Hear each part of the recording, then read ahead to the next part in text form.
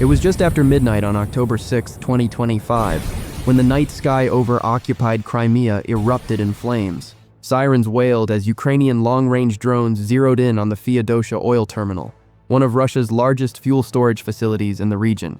Explosions rocked the site, sending massive fireballs hundreds of feet into the air, illuminating the Black Sea coastline like a grim dawn. Eyewitnesses described the scene as apocalyptic, thick black smoke billowing for miles, emergency crews scrambling amid the chaos, and the acrid smell of burning petroleum hanging heavy in the air.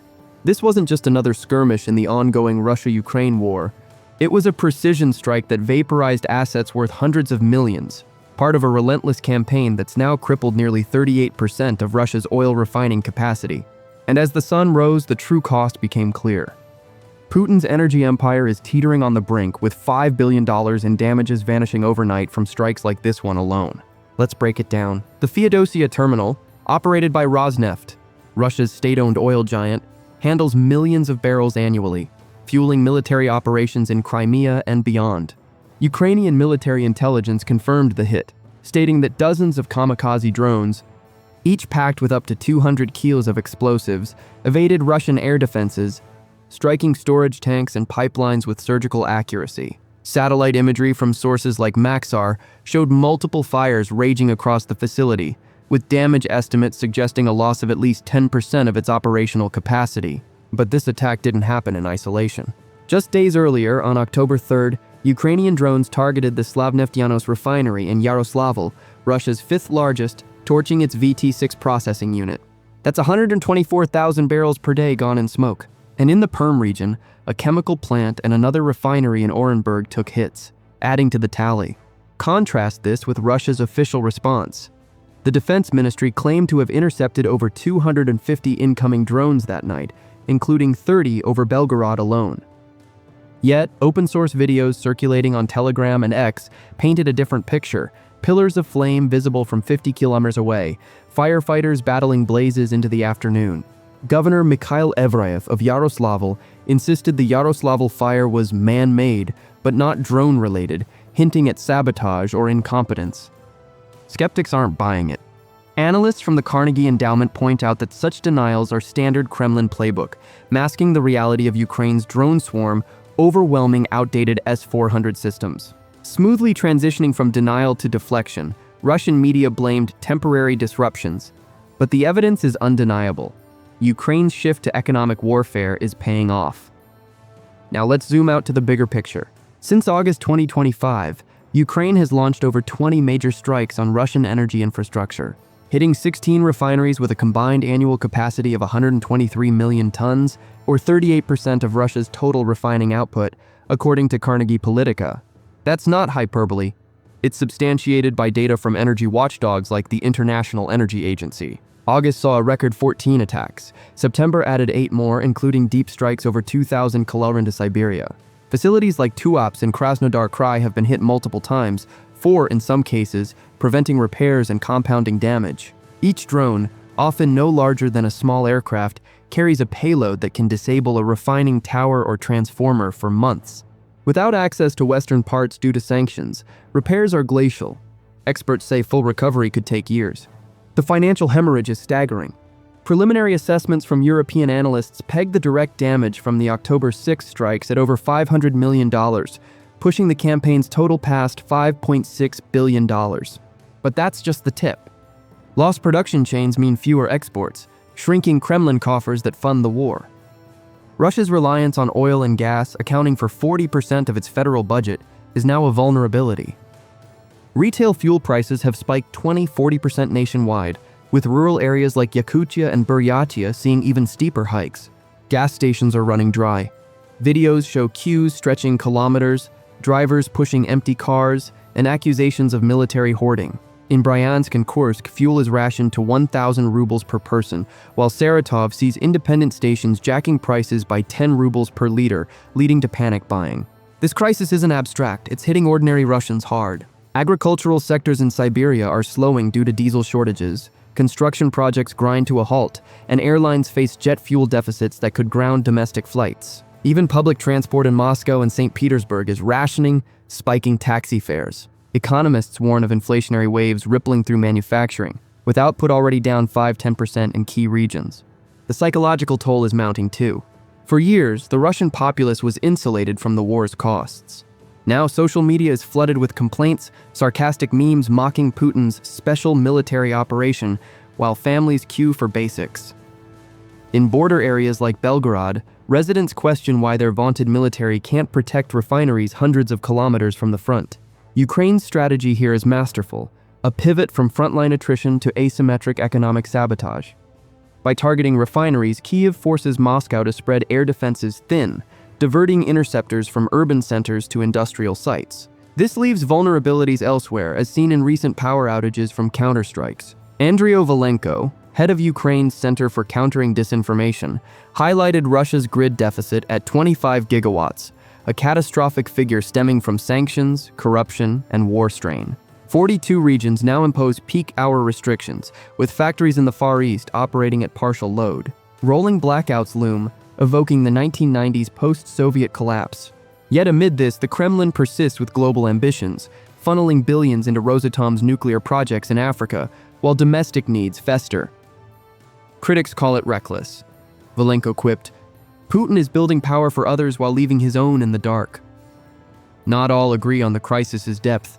Mikhail Honchar of Strategy 21 notes, drones' small payloads limit total destruction, but excel at disruption. Still, the consensus is clear. Ukraine's offensive has rewritten the war's dynamics. As flames die down in Feodosia, the message resonates. These aren't random hits, but a symphony of strategy. Each explosion erodes Russia's war machine, forcing imports from Belarus, China, and even South Korea to plug gasoline gaps up to 400,000 tons monthly short. Exports surged 25% in September as unrefined crude floods markets, but that's a band-aid on a gushing wound. Putin's nightmare unfolds, an energy superpower humbled, its invincibility myth shattered. But the story doesn't end with the smoke clearing over Feodosia. As we speak on this October 7, 2025, reports are flooding in of yet another Ukrainian drone barrage, this time pushing even deeper into Russian territory. Overnight, strikes targeted the Antipinsky oil refinery in Tyumen, a staggering 2,000 kilometers from Ukraine's borders. This facility, linked to 3 major pipelines funneling crude east and west, processes hundreds of thousands of barrels daily. Local authorities reported explosions rocking the site, with fires engulfing key storage units. Ukrainian sources claim the hit disrupted operations tied to Rosneft's export chains, potentially sidelining 5–7% more of Russia's already battered capacity. Contrast this audacious reach with Russia's vaunted air defenses. Systems like the Pantsir S-1, designed to swat drones from the sky, are proving porous against Ukraine's evolving swarm tactics. What started as border skirmishes has evolved into a full-spectrum assault, turning Siberia's industrial heartland into a battlefield. Smoothly shifting to the human cost, let's consider the ripple effects on Russia's home front. In Belgorod, a city that's become a reluctant frontline despite being deep inside Russia, a recent strike on power infrastructure left 40,000 residents without electricity.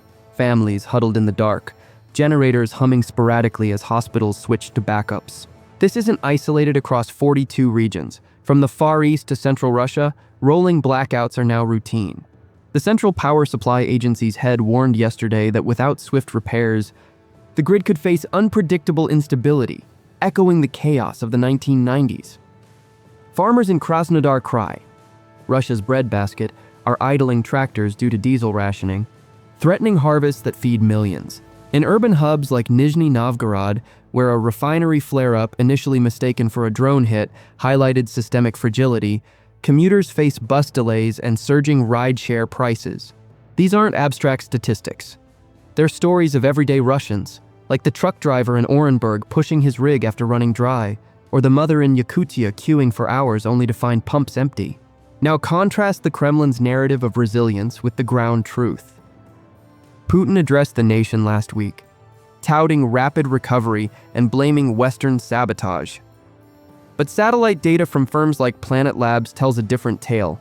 At least 21 of Russia's 38 major refineries have been hit since January, with 16 targeted in August and September alone. The Tuapse refinery, struck 4 times, remains a smoldering ruin, its towers twisted and offline. In Kirishi-Leningrad region, a recent drone incursion ignited fuel depots, forcing evacuations. Experts at the Caspian Policy Center mapped these strikes meticulously, showing 61 drone attacks on refineries and depots this year, plus countless on pumping stations. The cumulative loss? Gasoline production plummeted by 1 million tons in September, per the International Energy Agency. Russia's spare export capacity is evaporating, leading to a 25% surge in crude shipments as unrefined oil floods global markets, a desperate move that's depressing prices but starving domestic needs. Transitioning to the economic fallout, the numbers are brutal.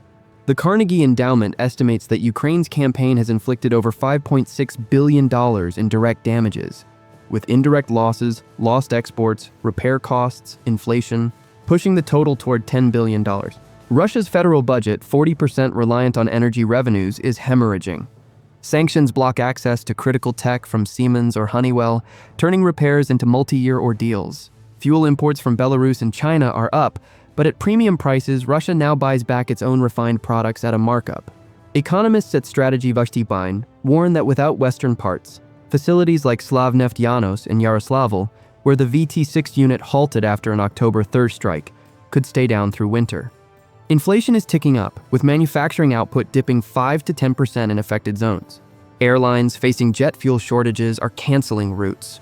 Aeroflot quietly rationed supplies last month. And in a stark irony, while Russians endure this, Rosatom pours billions into African nuclear plants, drawing fire from critics who accuse Putin of political theater over domestic survival. Hook into the strategic genius behind Ukraine's playbook. This isn't brute force, but precision economic judo using Russia's size against it. By striking deep, like the Tyumen hit, Kyiv forces Moscow to redeploy defenses, thinning coverage over key cities and the front lines.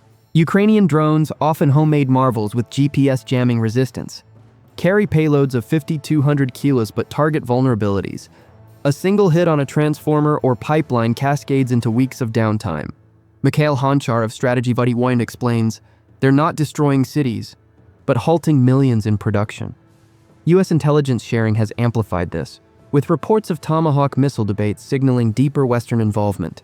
Contrast Moscow's retaliation, strikes on Ukrainian grids that left millions cold last winter, with Kyiv's restraint. No civilian targeting, just war-funding arteries. Yet, escalation risks loom. Russian threats against NATO allies grow as refineries burn. Delving deeper, the psychological warfare is intensifying. Social media in Russia buzzes with dissent. Telegram channels overflow with videos of fuel queues. Sarcastic posts lampooning the Ministry of Energy's temporary disruptions. In border regions like Kursk, where a radar station and oil depot were hit days ago, residents vent frustration. Why can't our S-400 stop these ghosts? This erodes the Kremlin's invincibility narrative, fostering doubt amid war fatigue. Ukrainian officials like Andriy Volenko amplify this, citing a 25-gigawatt grid deficit from corruption and sanctions. He warns of a systemic collapse, a sentiment echoed by European watchdogs predicting Russia's refining drop to half pre-war levels. Not everyone concurs. Some analysts downplay long-term impacts, noting drones' limited payloads, but the trend is undeniable. Ukraine's offensive has flipped the script, making energy the new front line. As winter approaches, the stakes skyrocket. Russia faces a cold snap without full heating oil stocks. Ukraine aims to exacerbate this before snow falls. Recent hits on ammo plants and depots like the one in occupied Crimea alongside Feodosia compound military strains. Kyiv's message is clear. Each drone is a sanction enforcer chipping at Putin's war chest. Contrast the early war, when Russian missiles pummeled Ukrainian infrastructure, with now Kyiv's nimble response turning the tables. Global markets feel it too. Oil volatility spikes with each strike, benefiting Caspian producers but risking broader disruptions. In wrapping this chapter, remember the Feodosia flames weren't just fire, they were a beacon of resistance. Putin's energy nightmare deepens daily, with $5 billion vanished and more to come.